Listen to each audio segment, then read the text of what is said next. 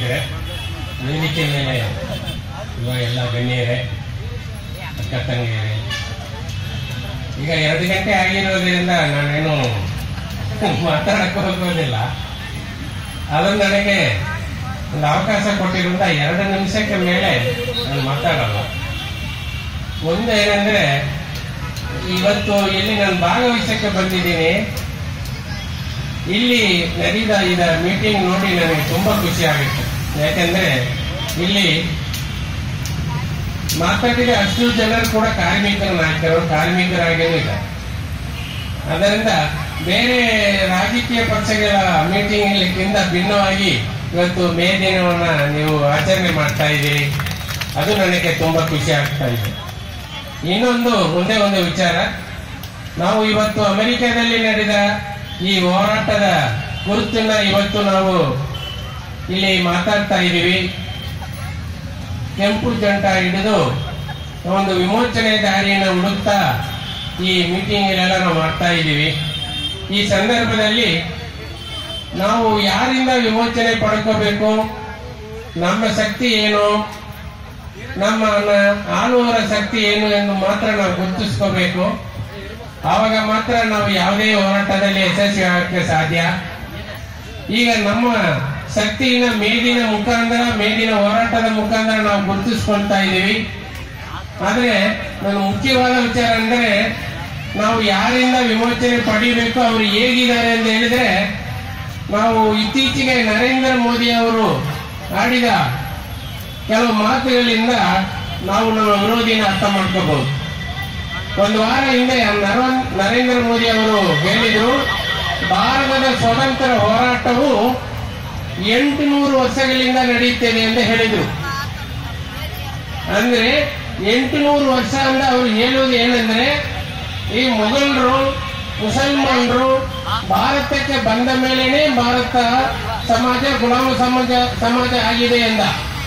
ಆದರೆ ಸತ್ಯ ಏನಂದ್ರೆ, 2000 ವರ್ಷಕ್ಕಿಂತಲೂ ನಮ್ಮ ಈ ಜಾತಿಯವರನ್ನ ಜಾತಿ ವ್ಯವಸ್ಥೆಯಲ್ಲಿ ಗುಲಾಮರಾಗಿನೇ ಇಟ್ಟಿದ್ದಾರೆ. ಚೈನಾದಿಂದ ಬಂದಿರೋರು, ಇಂಗ್ಲೆಂಡಿಂದ ಬಂದು ಹೋದವರೆಲ್ಲ ಅವರು ಡೈರಿಯಲ್ಲಿ ಬರೆದಿರುವುದು ಭಾರತ ಸಮಾಜದಲ್ಲಿ ಇಂಥ ಸಮುದಾಯ ಗುಲಾಮರಾಗಿದೆ ಎಂದ.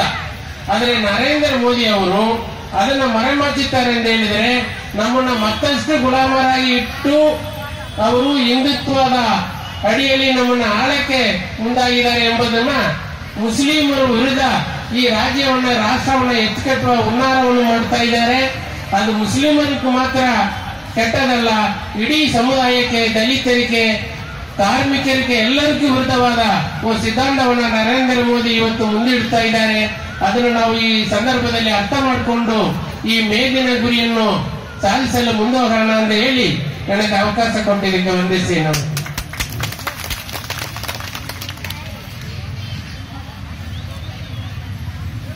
ಶೋಭಾ ಅವರು ಒಂದು 2 ಮಾತು ಆಗ್ಬೇಕಂತ ಹೇಳ್ತಾರೆ.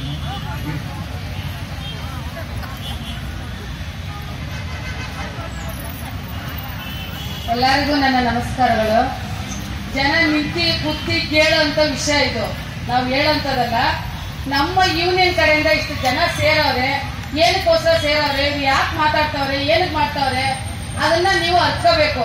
ಅರ್ಧ ಜನ ಈ ಕಡೆ ಕೇಳಿಸ್ಕೊಳ್ಳೋದು, ಅರ್ಧ ಜನ ಆ ಕಡೆ ಕೇಳಿಸ್ಕೊಳ್ಳೋದು. ಎಲ್ಲರಿಗೂ ಕಷ್ಟ ಐತೆ, ಎಲ್ಲರಿಗೂ ತೊಂದರೆ ಐತೆ.